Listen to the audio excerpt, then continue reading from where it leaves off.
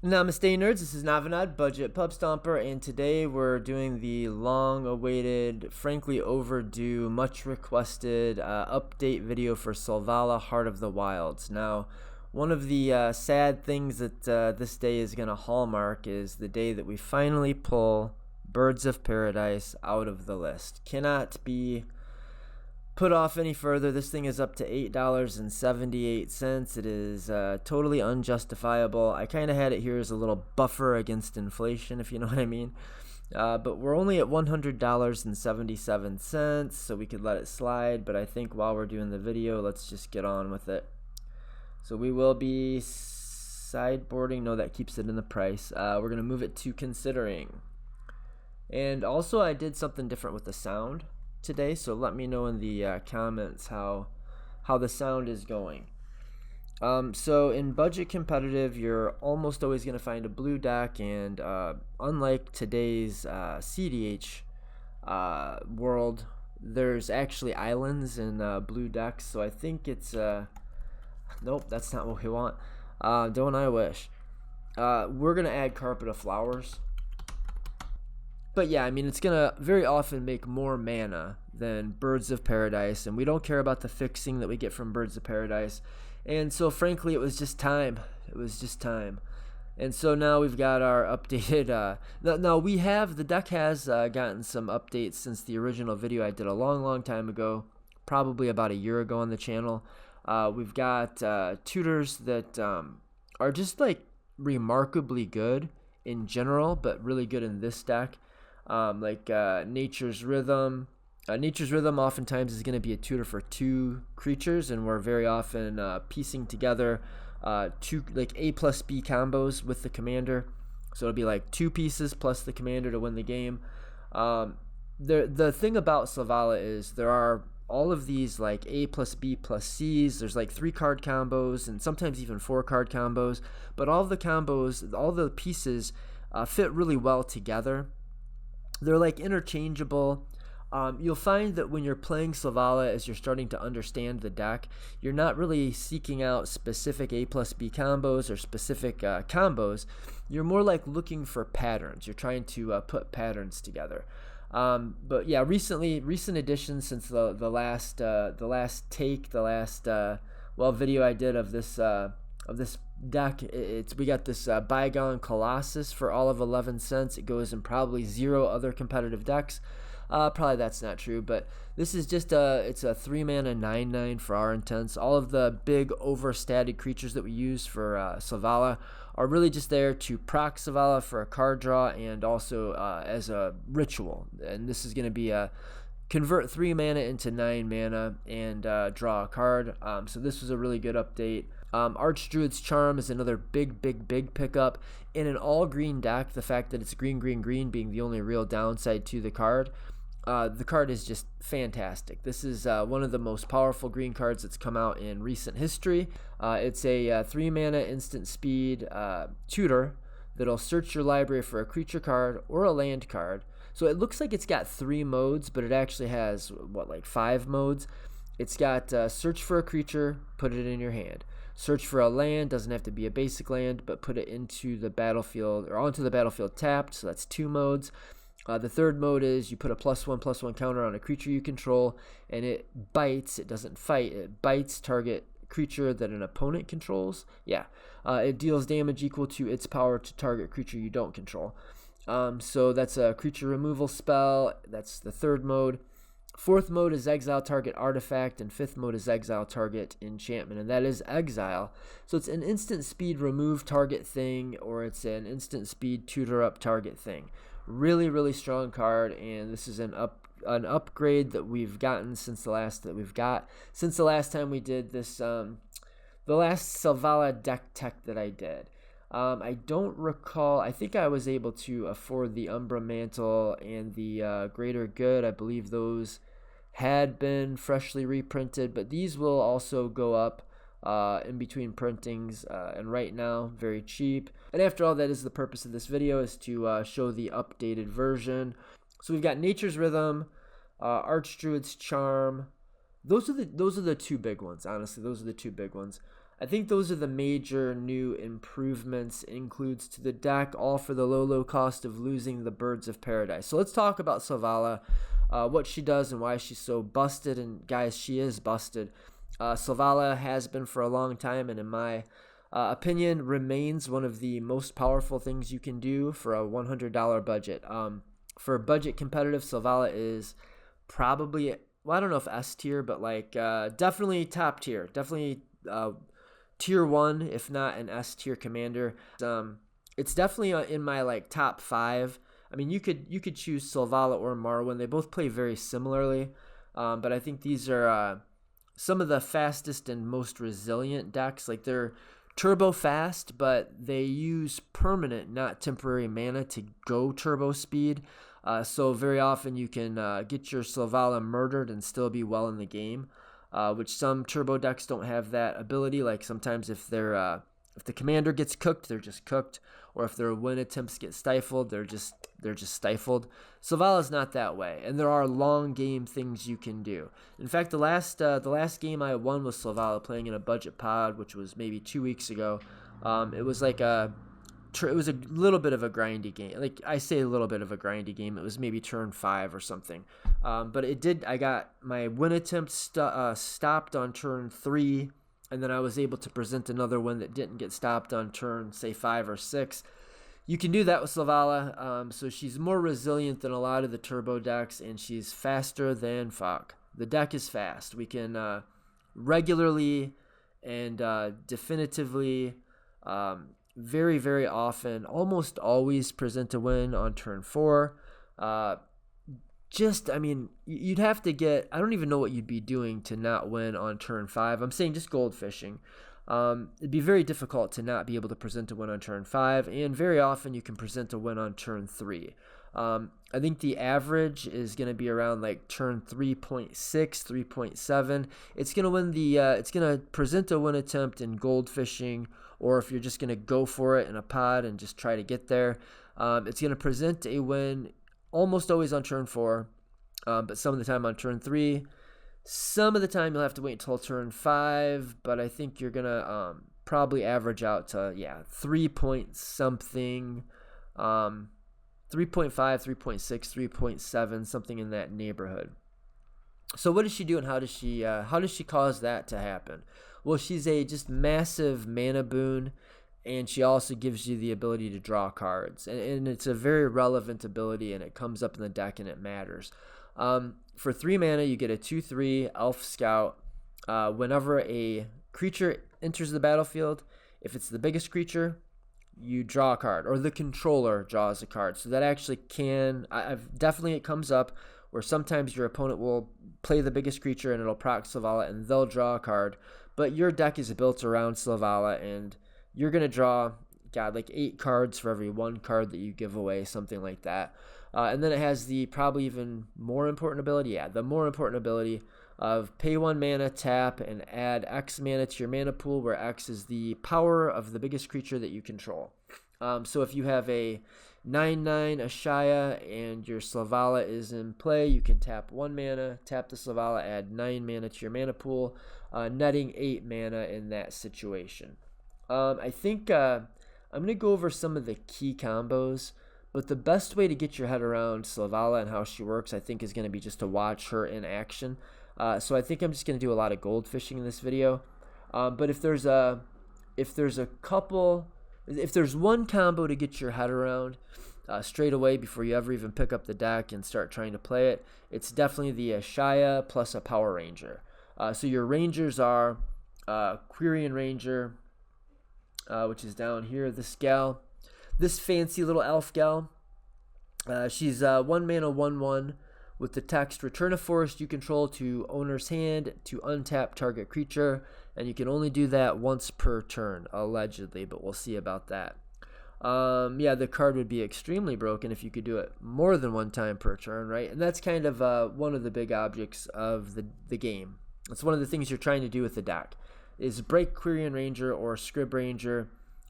Your other Power Ranger is a 2 mana 1/1 flash flying, pro blue, that has the same text. Return a forest you control to its owner's hand, untap target creature. Again, you can only use that ability once each turn if you're not cheating, which we have no intention of not cheating.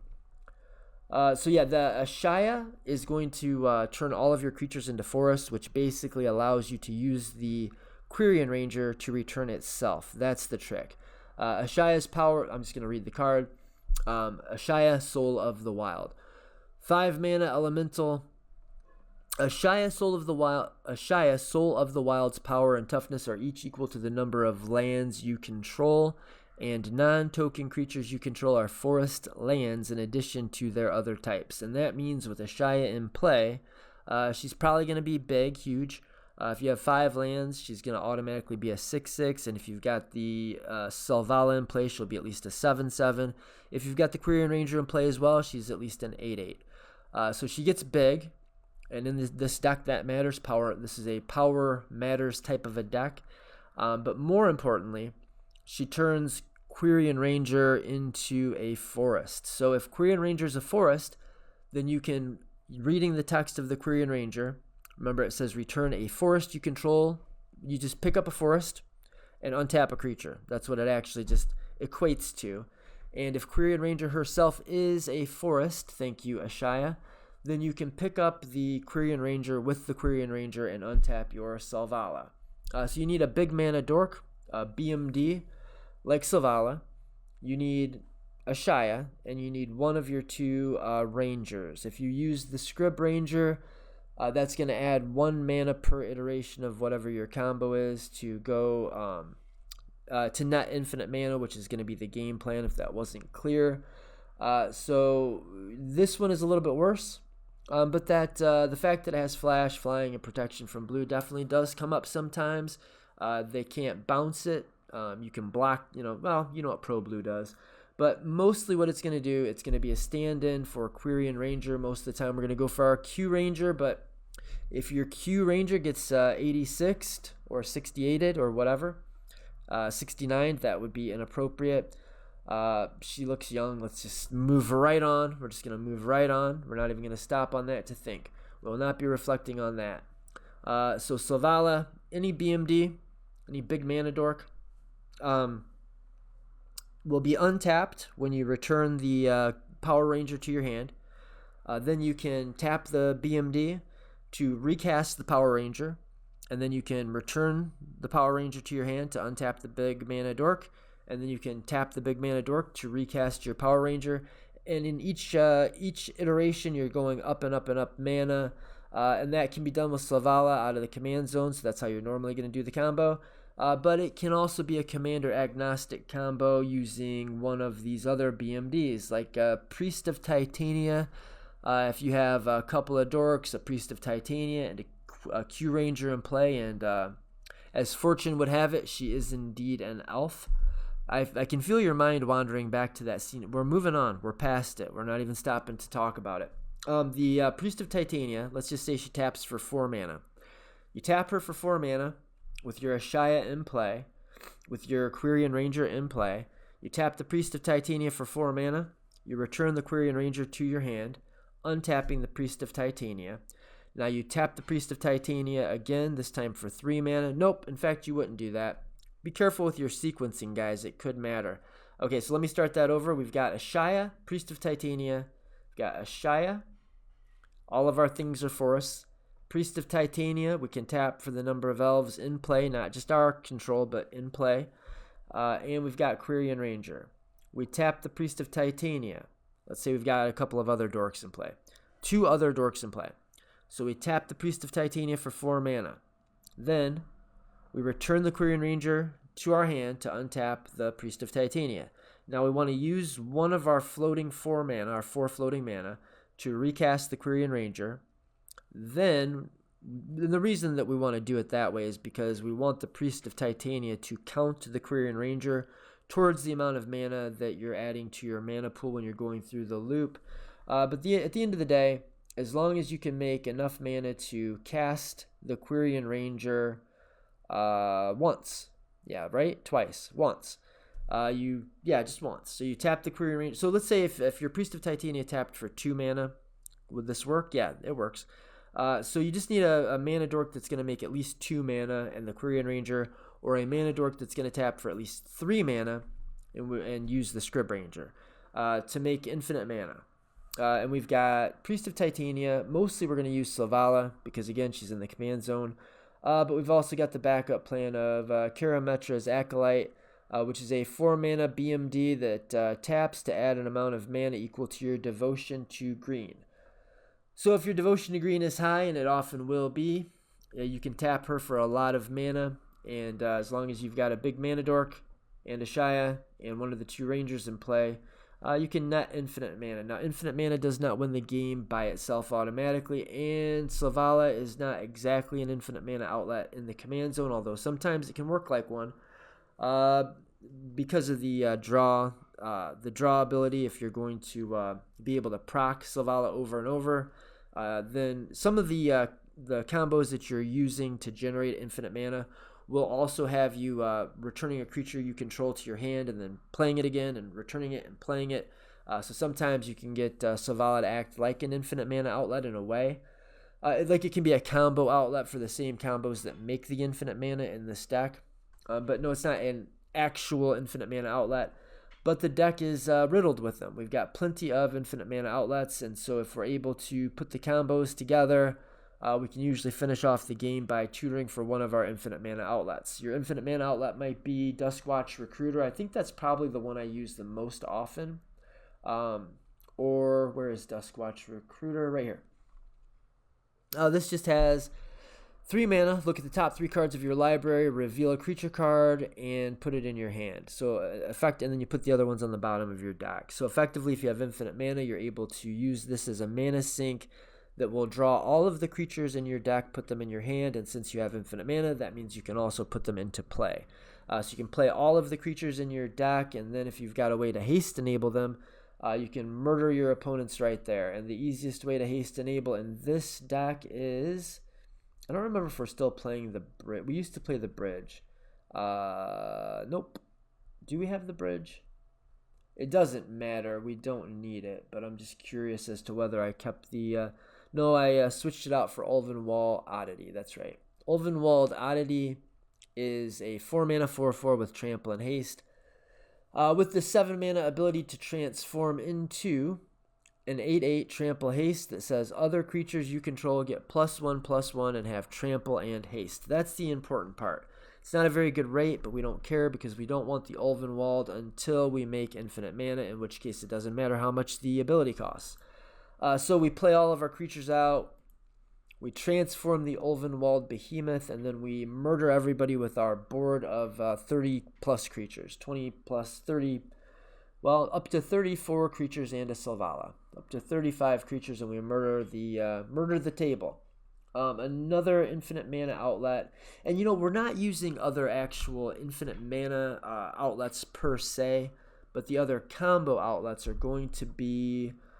Yisan, which, this is, we're not going to talk about that right now. Yisan can also do some infinite things with the Quirion Ranger. That's probably going to be beyond the scope of this. I literally can't go into every combo line in the video. It'd be impossible, or unless you've got 20 hours. But the other ways that we're going to outlet our combos are generally going to be Great Oak Guardian, which is itself a combo piece. So we're sometimes going to end up in situations where we can return the Great Oak Guardian to hand and then recast it, and return it to hand and recast it. When we're doing that, usually it's going to be untapping the mana dorks that we need to generate the mana that's going to bounce it and recast it, while at the same time it's going to buff our entire battlefield. So all of our creatures are going to get +2/+2 over and over and over. And if you have enough creatures that are infinitely big, then you can turn them sideways and murder your opponents. We'll talk about how to do that. I think that's going to be one of the other probably most important combos, or what. See, they're not even like standalone combos, but we're on outlets. The other outlets. What's the other way that I normally win the game? Beast Whisperer. This is a good outlet. I think most, if not all, of your infinite mana combos are going to involve, no, not all of them, most of your infinite mana combos are going to involve you returning a creature you control to your hand and then replaying it.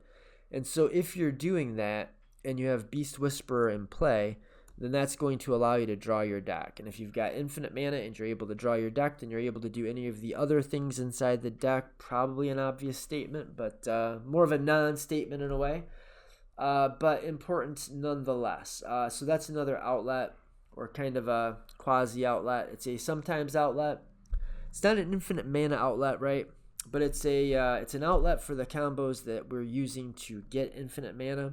And the way that it happens to outlet also gives you a way to use the infinite mana.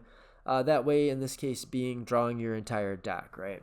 The big other combos, geez, there are a ton. But we can use either Kogla, where'd you go? Kogla, or Temur Sabertooth to just pay mana to bounce a creature. And the creature that we're going to bounce could be the Great Oak Guardian. So if we have a BMD in play and or a bunch of dorks that just tap for 1 mana, then we can enter a situation where we pick up our Great Oak Guardian with either our Temur Sabertooth or our, well, no, in this case it would have to be the Temur Sabertooth. The only ways that you have to pick up the Great Oak Guardian really is going to be Temur Sabertooth, or I'm sure there's another way to do it. Well, I guess if it's a forest, you can use Quirion Ranger and a Shia, which will sometimes come up, but you can only do that one time.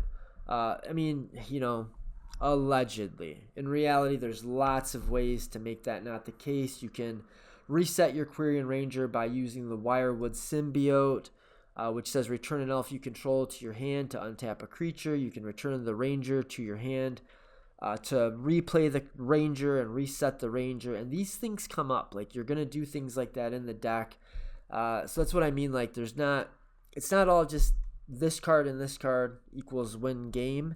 It's understanding and recognizing patterns and then finding pieces that fulfill that part of the pattern.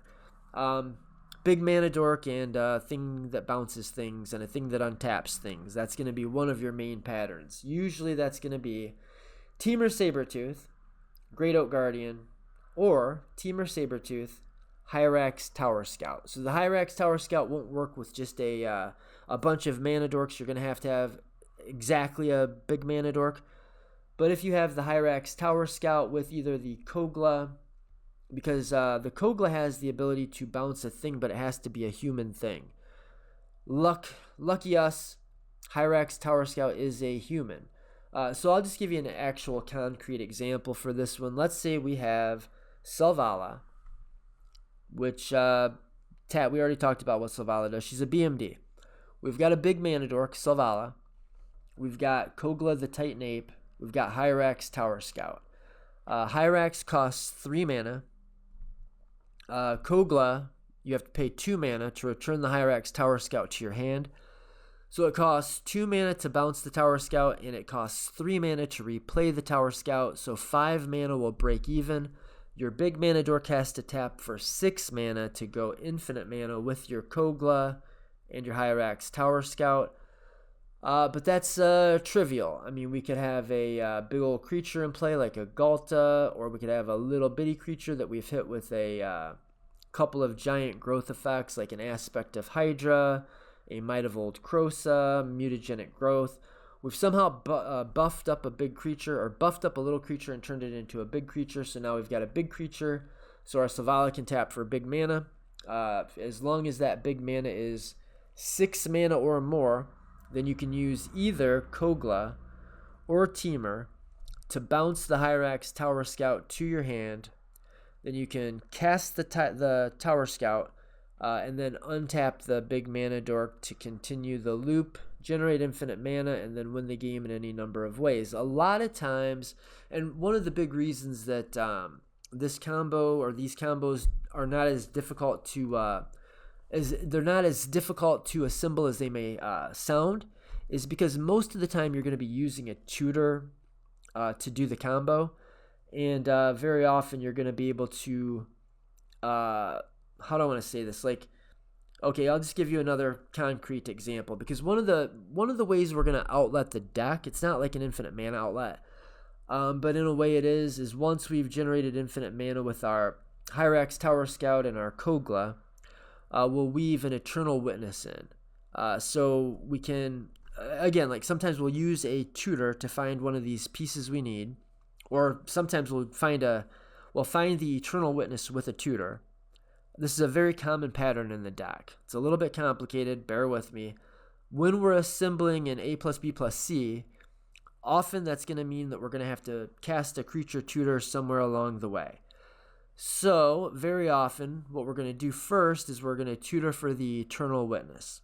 That way we can cast the Eternal Witness, and we can regrow the tutor, and then we can use the tutor again to find whatever else we need, like the Hyrax Tower Scout.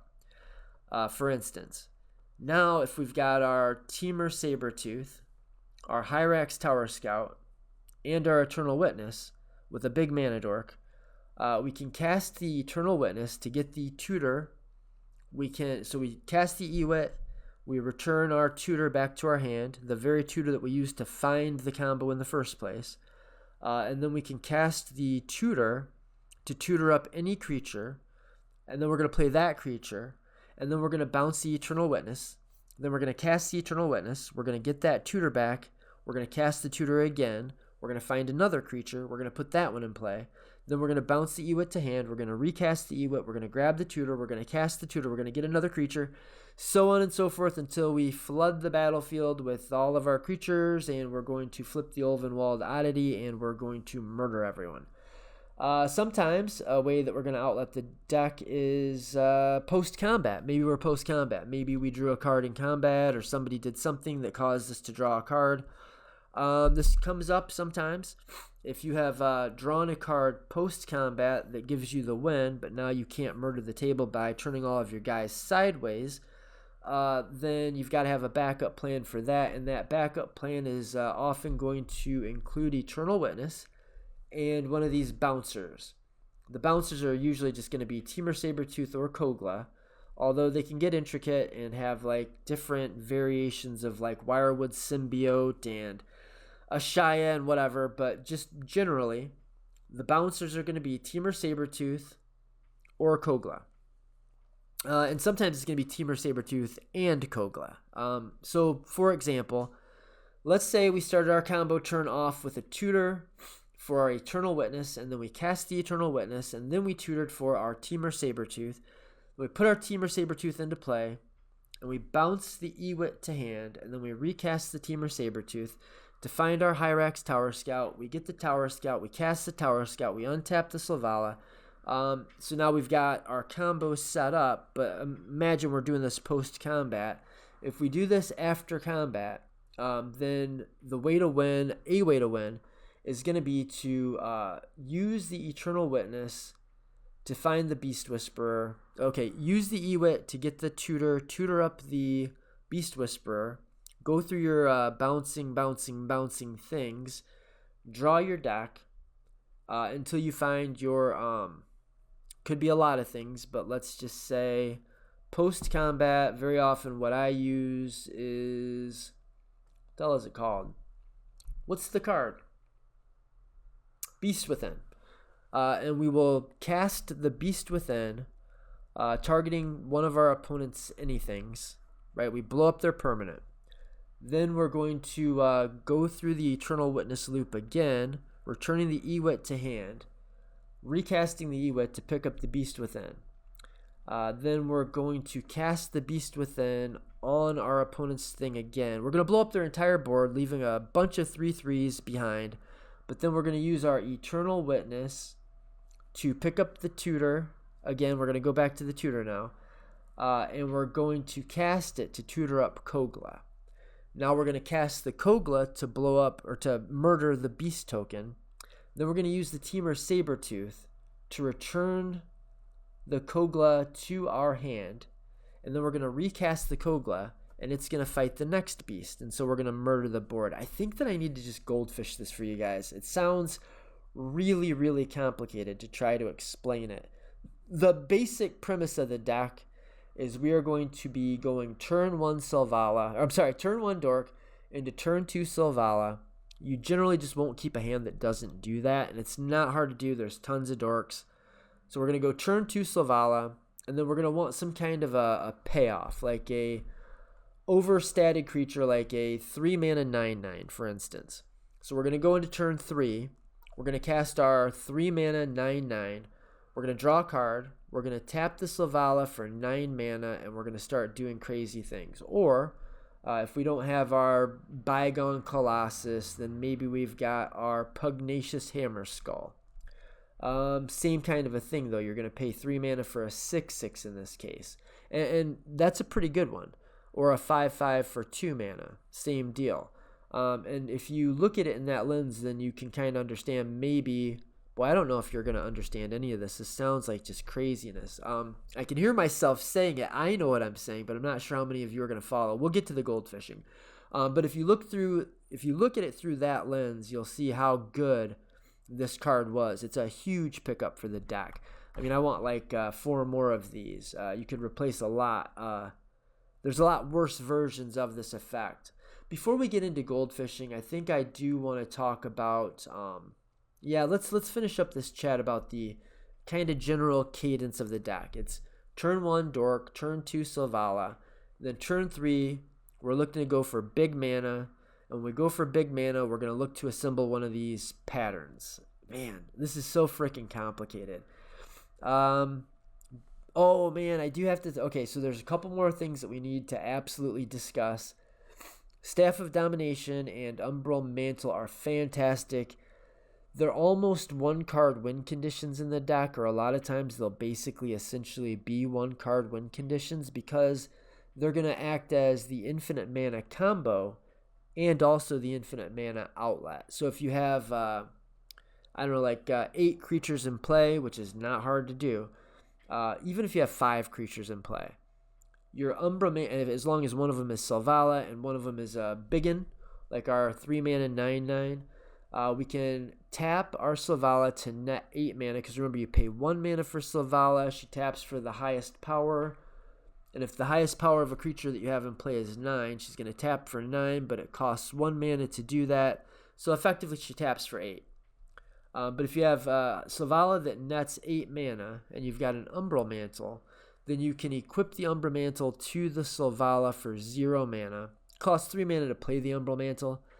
And you can untap the creature for 3 mana.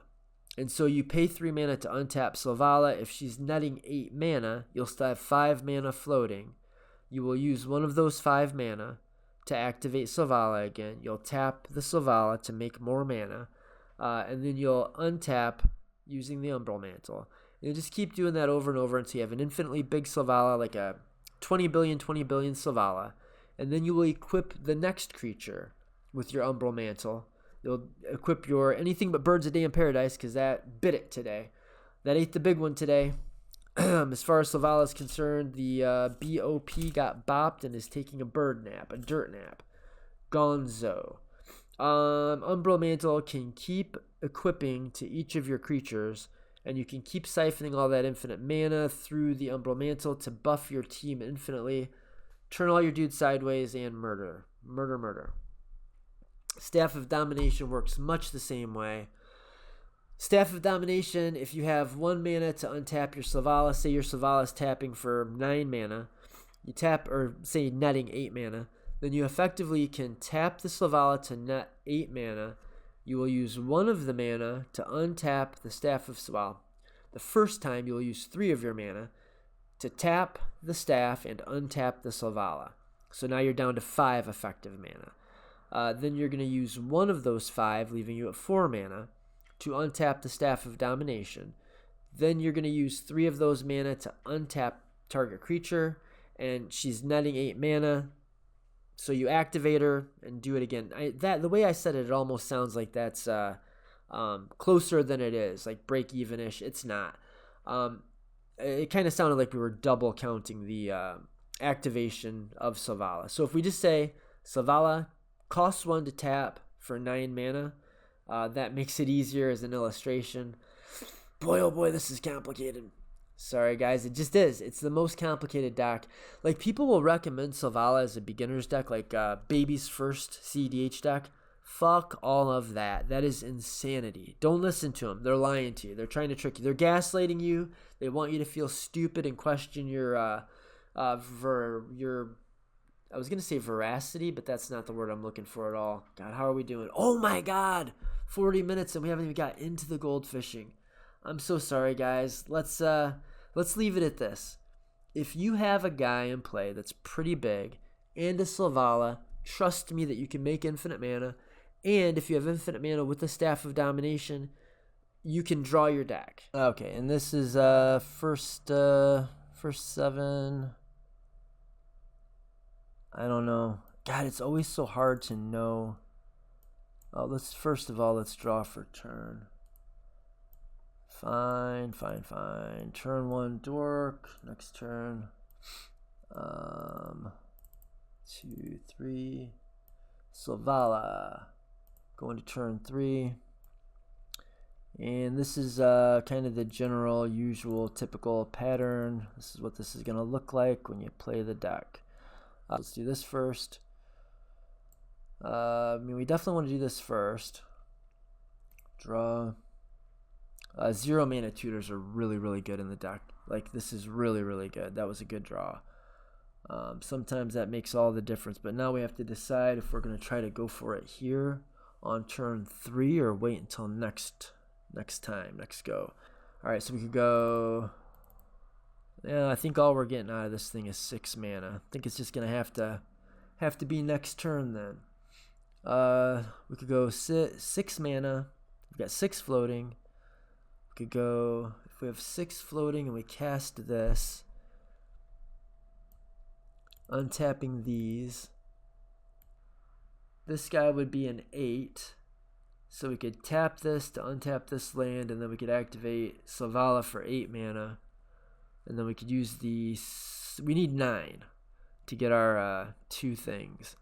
We could use... So we'd have 8. We could use the Summoner's Pact to find... Shit. We'd get the Q Ranger. Okay, let's try it. God, you never know, right? You never know. You should know. This is deterministic shit we're talking. Okay, we'll go 8 mana, because this is now an 8/8. We'll use the Summoner's Pact.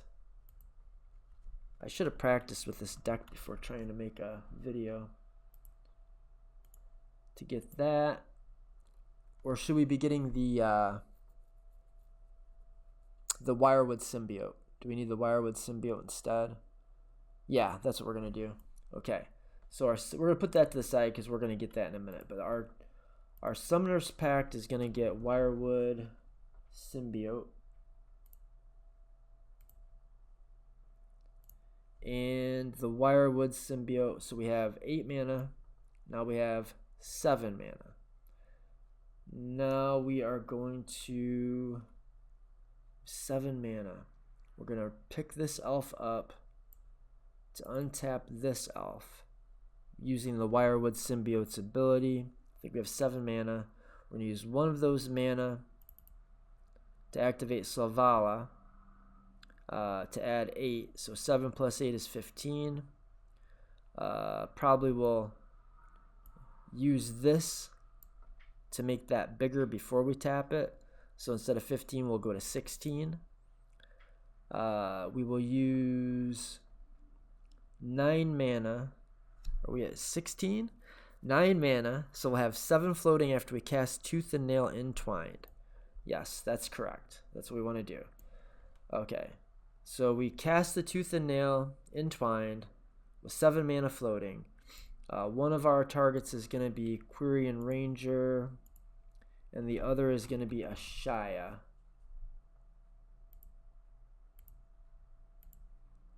And those ETBs is going to be a card draw. We win. We got there.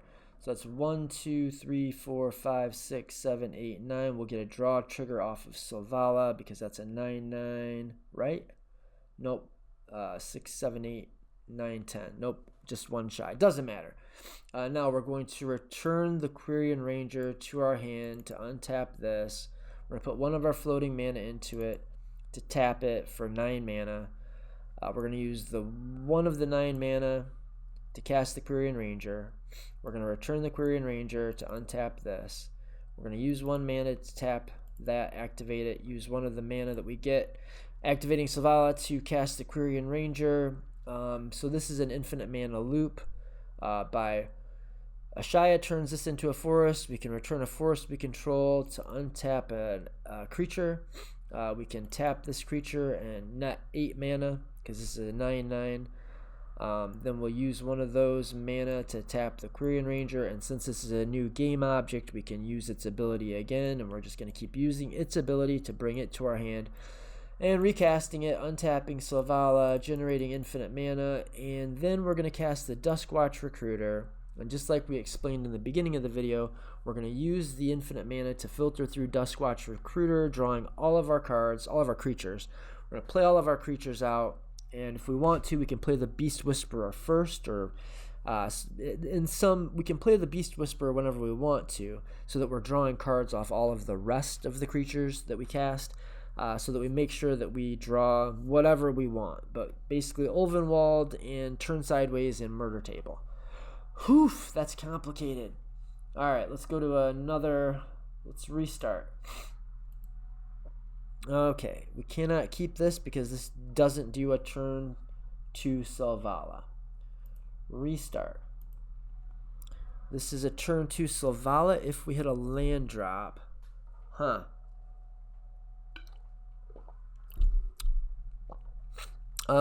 The hand is really jacked. Like, this is a really good hand. If virtually any card were a land instead of something else, we would be in great shape. But it's not. We're not keeping it. Okay. Would we have got there? We would have. God damn it. Oh, that would have been perfect. Should we just play it out? Is that too cheaty? It's my fucking video. Don't watch it if you don't like it. No, let's not. Let's be fair. We're going to a 6. That would have almost certainly been another turn 3. All right, this is our 6. I think when we're on a 6, we might just need to risk it for the biscuit. What do you think, guys? I think we go to 5. Let's see what would have happened. Did we have a land? We did not. Oh, well, we would have had to mulligan anyway. All right, we're going to 5. It's not as good, but we got to keep this. We'll put this to the bottom. Put one of these lands to the bottom. All right, let's go. Draw for turn.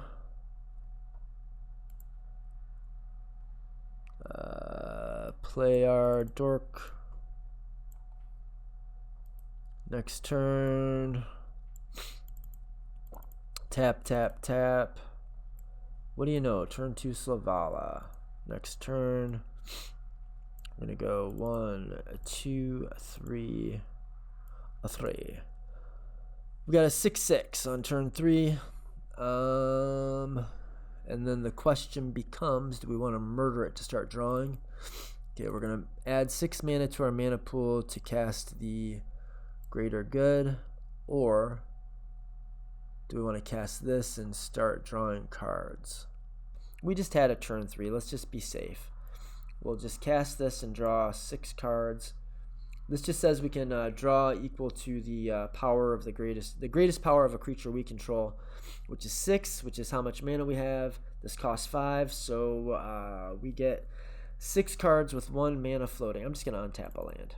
Okay, 6 cards. 1, 2, 3, 4, 5, 6. We don't have any mana floating, right? But we've got 2 if we need it. And we can put Instill Energy on this to untap it. Oh my god. Yeah, let's do that. We'll do this. We'll use the Instill Energy to untap Selvala. We'll burn this ritual. And we'll tap for 6 mana.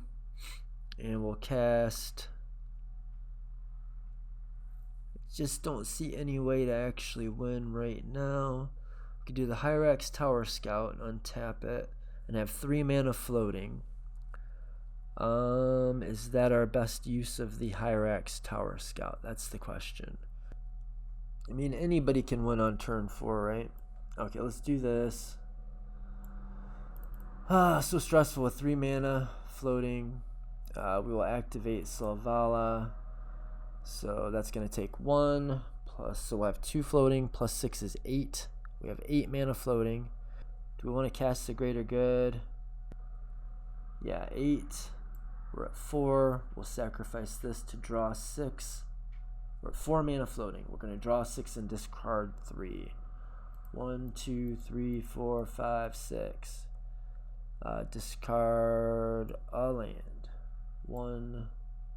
And Rex Sage 2. And another land is 3. 4 mana floating.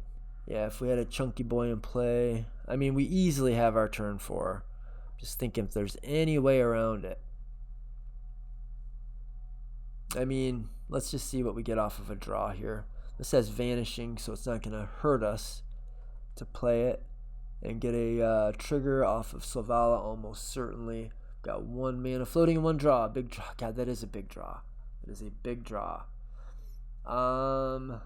We return an elf to untap, but we don't have the mana to activate Selvala. That's tough.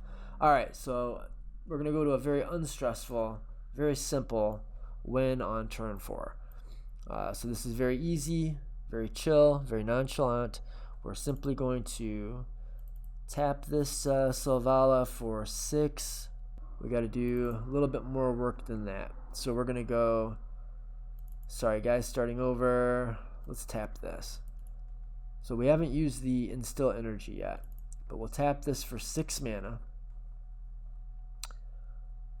So I tapped the Elvish Mystic to untap a land. The land that I tapped to put that mana into Selvala to make 6. We'll use 5 here. We've got 1 floating. We will use the this with this. Okay, so now our Selvala taps for 6, or effectively 5. Our biggest, no, it's bigger than that now. 1, 2, okay, we got 1 creature. 2, 3, 4, 5, 6, 7, 8, 9, 10. Okay, so Selvala taps for 10. It costs 1 to do it, so that's net 9. And the Scrib Ranger costs 2 to cast, so we can continuously return the Scrib Ranger to untap the Selvala, use the floating mana to tap Selvala for however many mana this thing makes, recast the Scrib Ranger, return it to our hand to untap the Selvala. So we're doing the Power Ranger dance right here. And then we'll at some point make infinite mana, and we will cast our Beast Whisperer, so that as we continue to bounce this in and out, we'll cast it, we'll draw a card, we'll return it, we'll cast it, draw a card, return it, and we'll do this to draw our deck, and then we'll win with infinite creatures, with whatever. We'll do one of our wins. We'll do, let's do another one. First 7 looks good. This looks good. It's a nice safe one. Okay, draw for turn. Oh, that's perfect. Scale up is just what you want to see. We've got a good hand here. This is, it smells like a turn 3. Like, it's so hard to tell if this is like just honestly a turn 3 deck and I'm just not playing it perfect. I think it is. I think it's like a turn 3 deck. I'm just not perfect on it. But this is just going to be as fast a deck as you get good at playing the deck. Between mulligans and sequencing, it's like, it makes it a total skill game. But this is just easy. We're on easy mode here. We just got the lucky one. The lucky draw into an easy turn 3 win. Okay, so if you're not seeing it, we're just going to scale our guy up. We'll scale up doesn't matter, scale the Arbor Elf up. So this guy is a 6/4 until end of turn, and then we're going to make it an 8. So we'll pay 2 life and give it +2/+2. So it's got 8 power. So Selvala will tap for 8. We will tap a mana, tap the Selvala, making 8 mana. So we have 8 mana floating. We'll spend 3 here, so we have 5 mana floating. We'll equip this, still 5 mana floating. We'll use 3 of the 5 to untap this. So we've got 2 mana floating, and then we will activate Selvala with 1 of those mana. 1 mana floating. Then we'll add 8, so we've got 9 mana floating. Then we're gonna use 3 to untap this, so that's 6. Then we're gonna use, so we're in infinite mana because it costs us 3 mana to untap Selvala and 1 mana to activate Selvala. That's 4 mana. And when we activate Selvala, we're gonna get 6, 7, 8. Yeah, we're gonna have 8 mana for activating, and so that nets positive. So we've got obvious and easy infinite mana, but we don't actually have an outlet for the infinite mana. But that's not a problem because eventually we will at some point just cast our Ashaya, and we will use Eldritch Evolution, sacrificing the Ashaya. We'll sacrifice the Arbor Elf. Doesn't matter. We'll sacrifice one of our 2 creatures that is not Selvala, and we have infinite mana. We'll just get our Duskwatch Recruiter, and that'll be our infinite mana outlet. So that's a turn 3. Yeah, this deck is fast, huh? I think that's long enough, and my brain hurts. This is a good hand too, though. Yeah, these are a lot of keepable 7s, I think. Oh boy, yeah. That's the land. Turn 1. Turn 2. Did I say that's the land? I meant that's the hand. Okay. Turn 2, and now we're going to turn 3. Turn 3, we're going to go 1, a 2. This is a 5/5 for 2. Probably on turn 3, no one's going to have a 5/5. So we'll draw. We'll get a draw trigger. Then tap this, tap Selvala, make 5 mana. We've got 5 mana floating. It looks like easy. It looked like it was going to be a turn 3, but I can't think of any way to make it a turn 3. We have 5 mana floating. We have the staff, but 5 mana, like a 5/5 creature is not big enough to go infinite with Staff of Domination. It's got to be just a little bit bigger. We have 5 mana. We do have a tutor. Is there any creature that buffs our dudes? No, I don't think there is. So we could go... Uncage is up to X creature cards with different names that have converted mana cost X. So we get like 2 2/2s, or we could get 1/1/1 for 3 mana.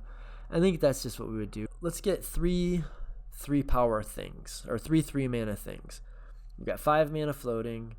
We'll just put that 5 mana into Uncage the Menagerie, which is going to let us get 3 creatures. Search your library for up to X creature cards with different names that each have converted mana cost equal to X. The X is 3, so we're going to get 3 mana value things. Okay. It's a good card for a budget, you know. So what are the 3 things that we're going to get? Phyrexian Soul Gorger to hand.